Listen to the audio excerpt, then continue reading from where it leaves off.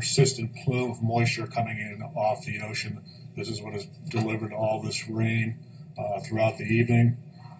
We're continuing to see light rain showers throughout the Midlands all the way to Myrtle Beach. There are some heavier showers in Myrtle Beach, but we're expecting these heavier showers to slowly diminish by midnight tonight. We will maintain the rain showers through Monday. However, those will be becoming less and less productive as we go through. We're anticipating another 2 to 6 inches of rain from Columbia to Myrtle Beach, and we're not anticipating any significant clearing or sunny skies until Tuesday. Thank you. And thank you. And so that's the importance is regardless of where you are in the state, continue to stay home, continue to stay off the roadways. What we have right now is just a lot of resources at play. We've got 255 active troopers on the road right now, certainly with more available. We've got 1,000 DOT maintenance workers that are working every single shift as we go forward. We've got half of our DNR officers activated right now, 320 of our SLED officers on standby. We had and really planned ahead in terms of sandbags and making sure we had enough of that. We were looking at about 200,000 that we had. We've used about 30,000 plus up until this time. We have activated 600 of our National Guardsmen. We've got 500 additional that are immediately available and on call, and then we've got 8,000 on standby. So the National Guard's been on call since Thursday when we set off this state of emergency. The calls for assistance that we've seen so far have been 754, and that's just in the last 12-hour period. Am I right, Director Smith, that we are looking at 323 collisions just in that time frame. We unfortunately have had 3 fatalities through this weather event so far. And we are looking at swiftwater rescue teams are really very much at play here. We've got 8 deployed. We're receiving 4 from Tennessee. I think 5 more on the way. That's something that we're continuing to do and make sure that we have on standby as we need going forward. We have 11 aircrafts available for aerial rescues as we need. 2 are deployed currently right now, and 106 high water vehicles. So there's a lot of equipment and people and first responders on the roads. That's the reason we need everybody to stay off the roads. Other states have been incredibly helpful. I just communicated with Governor Pat McCrory, who has basically said he will help in any way that he can from North Carolina. We've already received 4 National Guard helicopters from North Carolina, 4 additional swiftwater rescue teams from Tennessee. The incident management team is on its way from Florida. That's been helpful, but the federal resources have been here since Thursday, and that's been unbelievably helpful in terms of we've got a federal coordinating officer here on the ground, a FEMA incident management team, swiftwater rescue teams are coming in from Fort Bragg, and then we've got helicopters on the scene. So our goal is all hands on deck. What we are going to continue to say is if you are in your house, stay in your house. This is not something to be out taking pictures of. This is not something that you want your kids playing in. The water's not safe. In a lot of areas across the state where you see this deep water, it's got bacteria in it. So stay inside and don't get in there. We've seen areas of the interstate that are right now clear, but there'll be a patch where it goes and it gets real deep. You're going to have to turn around. It's not worth doing it. We're in the process of closing all the interstates around the Columbia area. That's changing literally as we go. It is not good to get outside. You will see we're going to have another meeting and conference call again at 5 o'clock. I'm going to be heavily encouraging county offices to close tomorrow, which automatically we're going to suggest that schools close. And the main reason for that is this is not going to clear up until at least Tuesday or Wednesday. So what we need from a state perspective is give us the space that we need. I need all my first responders on there. I need all of my utility crewmen being able to get through there and get power back on. We need to make sure that we have everybody from DOT able to open those roads or close those roads as needed. I think we have, right now we're looking at about 25,000 outages, but our utilities have been fantastic at trying to really turn that back up. Some areas are easier than others, but so much of what we need, this is heavy equipment that's on the roads. And when you look at that those high water vehicles and all of those things, they need to be able to get through in and out. We've worked very closely with Lexington County today. We know that they're going through a lot of issues Absolutely need everybody to stay home. Myrtle Beach has gone through a terrible time in terms of that, but this is an incident we've never had before. You know, when we dealt with the 2 winter storms before, we said this was the first time we had really dealt with that. This is different than a hurricane because it's water and it's slow moving and it's sitting, and we can't just take the water out. So as long as it sits, we just need to do the best we can at controlling the environment around it and the situation around it. We very much are focused on maps, and the maps that we're looking at right now are what the status of our police stations are, what the status of our fire departments are, what the status of schools and hospitals and shelters and where they are, and what's low-lying, nursing homes, very much focused on that. We know we had Roper down a little bit. We got Roper Hospital back up, but we have one emergency room that's down for contamination. So these things are changing very fluidly. There is a emergency management division office in every county, and so the state has state officials in those counties that are really going through a hard time. There's constant communication with this building, which has every agency there. So we're going to continue to do that, but I can't stress enough that we'll do our part. This is really all about the citizens of South Carolina. Stay home. Don't get out in it. Don't take pictures of it. Watch TV. TV has done a great job of telling what this is. And then not only that, we have amazing websites that will give you everything. I know DOT has a fantastic Facebook page that shows road closures.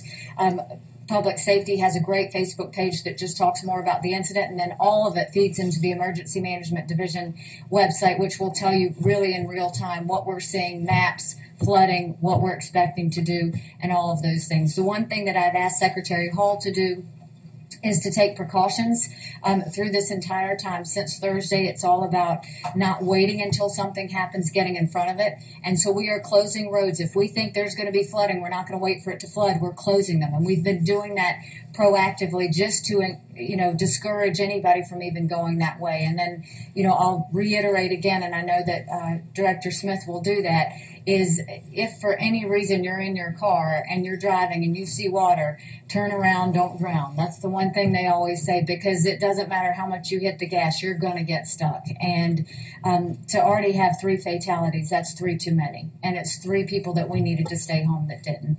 So now I've got a few people that are going to add to what I've had to say, and we're first going to start off with General Livingston. Thank you, Governor. Based on the governor's priorities, the National Guard and really all state agencies are supporting county and city efforts throughout the state, focusing on safety issues, rescue operations, evacuations, and detouring the public away from areas of danger. Then we are concentrating on preservation of infrastructure, and then finally we'll turn around and start worrying about restoring infrastructure. If you see a lot of water going by and there's nobody there, that doesn't mean nobody's working. We're over where people are in need. We just completed 2 aerial rescues in Richland and Sumter counties.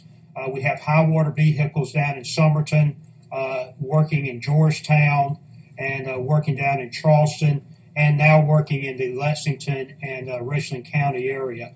So if you see an incident, call your county, call 911, and it will go through that county lightning fast and get to those proper resources. One of the instances in Richland County, we had a mother and her child stranded. A rescue worker tried to get to him. He got stranded, and so we used an aerial rescue to go get all of them, and then started picking some people off rooftops. So this system is very immediate. It's very quick. So make sure you keep your counties involved. Call that 911 and let us know what's going on out there. And the governor's talking about the websites out there. Look at the websites. Look at the National Guard website. You can see what's going on rather than getting out there and possibly getting yourself in trouble. So we don't want to have to rescue you too. Governor. Thank you, General. And now we're going to turn it over to Director Simpson of Emergency Management Division. Thank you, Governor. Our role here at the SEOC is to coordinate the state response to emergency situations like that, like we're having right now. And essentially what that means is we're providing support to local authorities when they need additional resources and can't respond within their own confines. So that's our primary role here right now. We've actually had about 80 requests. We've fulfilled about 10 of them so far. Some of them are pending. We have a number of state agencies that are working a number of issues right now, to include the Swiftwater rescue teams, high mobility vehicles, feeding, sheltering, pretty much everything we do when we have a disaster situation. We've got personnel from the State Emergency Management Division that are embedded in the counties that are most distraught right now, and basically that helps facilitate the request and make sure that we've got an on the ground presence to take care of whatever happens down there.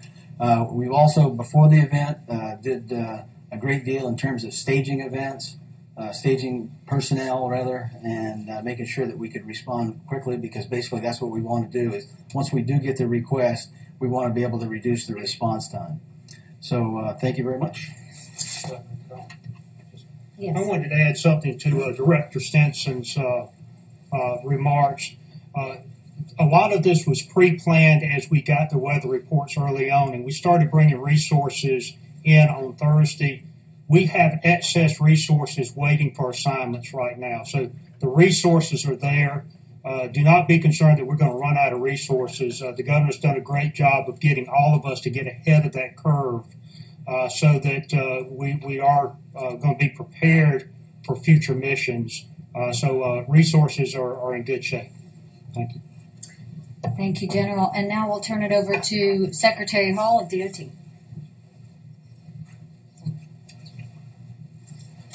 Thank you, Governor.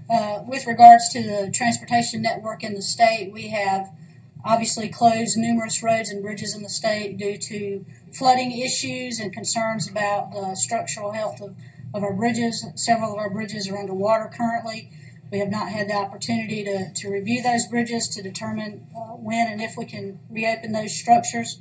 The Charleston area, the Georgetown area of the state continue to be hard hit. The Midlands area is a focus of ours currently in the state, the Columbia area in particular, and basically the PD area of the state as well with regards to road and bridge closures.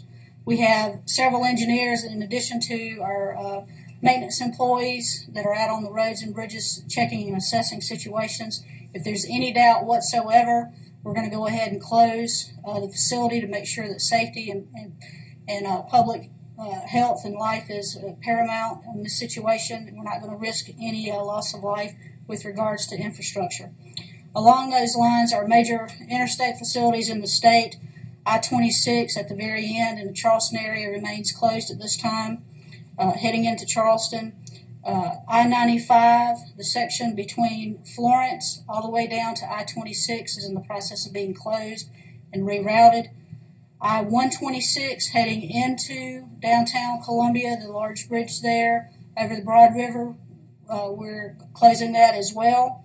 And then a section of I-20 around Monticello Road here in the Columbia area has already been closed, and we are expecting to need to close portions of I-77, some additional portions of I-26, and some additional portions of I-20 in and around the Columbia area due to rising water levels and just being able to have people not drive through water and risk any kind of damage. We are continuing to assess Blossom and Gervais Street here in the Columbia area, which is downstream of the Lake Murray Dam. Again, safety is our top priority, and we request that unless you absolutely have to for emergency situations, we request that there is no travel on the roads at this time. Governor. Thank you, Secretary Hall. And now I'll turn it over to Director Smith with Department of Public Safety. Thank you, Governor. Good afternoon. As the Governor mentioned earlier, please stay off the roads.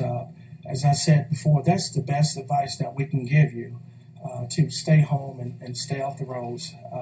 The Governor also mentioned the phrase, turn around, don't drown. We seriously mean that. There are dangers underneath that standing water. Again, down power lines, tree branches, and dangerous chemicals. So we ask that you not use water for recreational purposes. You never know what's in that water. We will continue to work with SCDOT regarding road closures and diversion routes. This has been a very tedious process for us because the situations are changing sometimes right away immediately. So we're partnering with SCDOT to make sure that the proper precautionary measures are taken to secure those roadways. We will maintain adequate staffing for this event. The governor mentioned earlier we have 255 DPS officers out on the roads now. That number could be increased in the event that we need to. Working with our state partners, whether it's SLED, DNR, Triple P, we can also tap into that resource to augment our staffing as well. During the operational period from 6 p.m. yesterday to 6 a.m. This morning, we responded to 754 calls for service. 323 of those calls were collisions.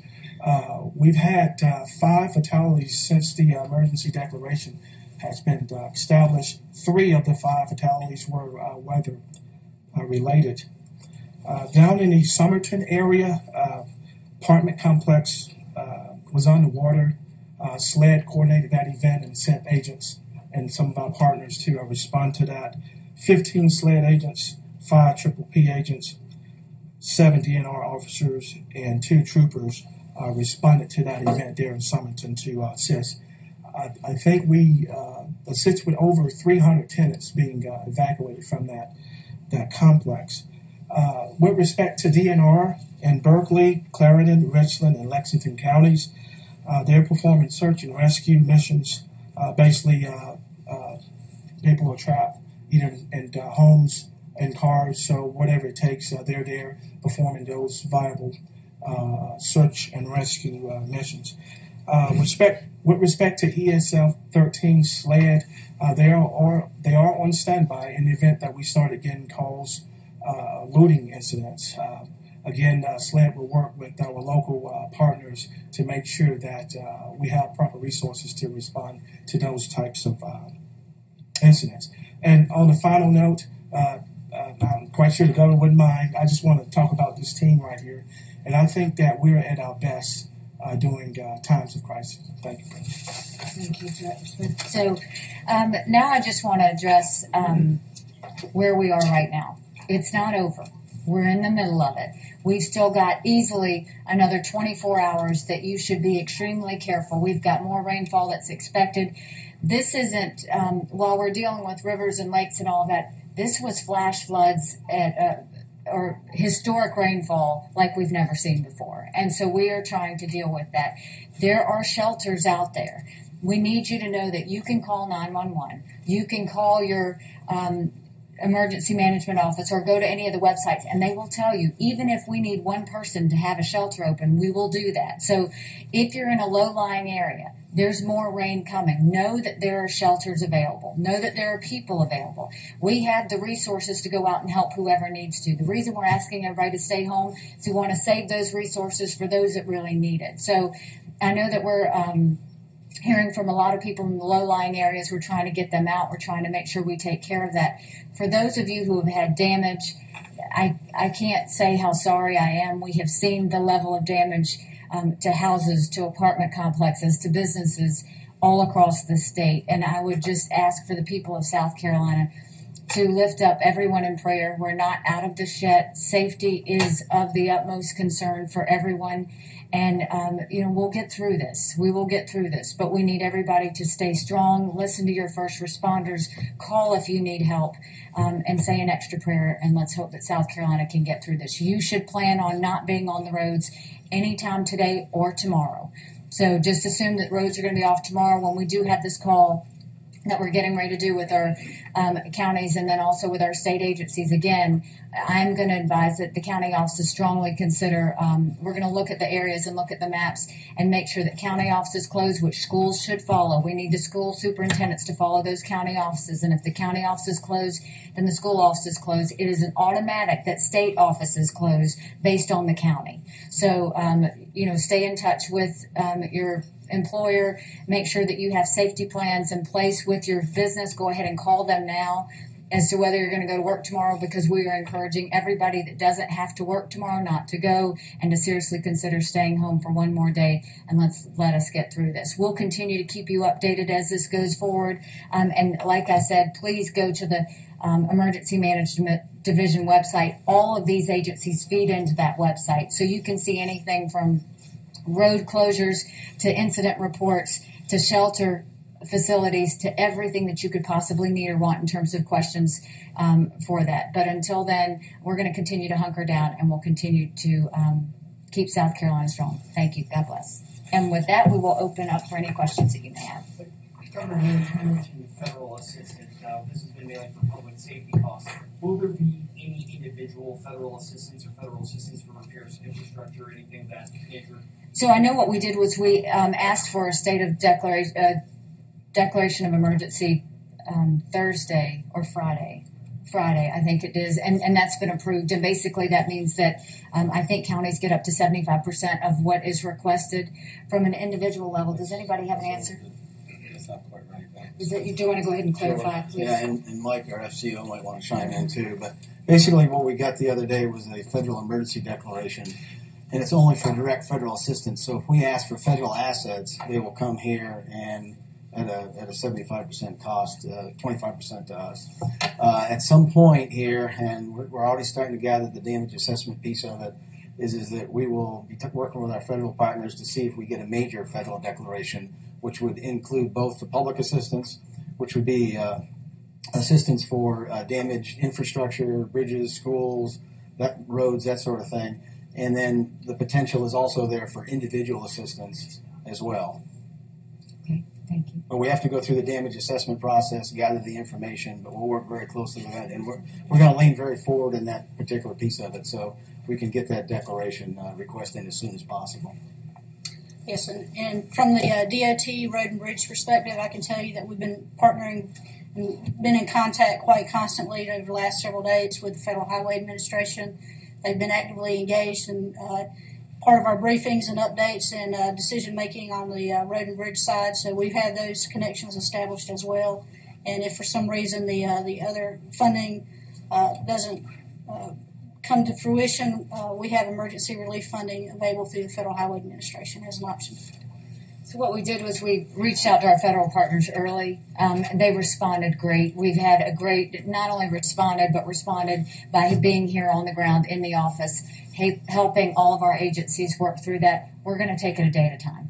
But all I can say at this point is they've been fantastic partners to work with.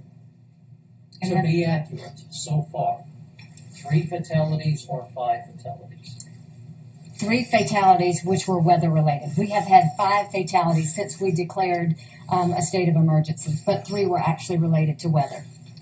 That is accurate. 5 total fatalities, 3 were weather-related. And some conflicting reports about dams that have failed. Okay, I would have to defer to...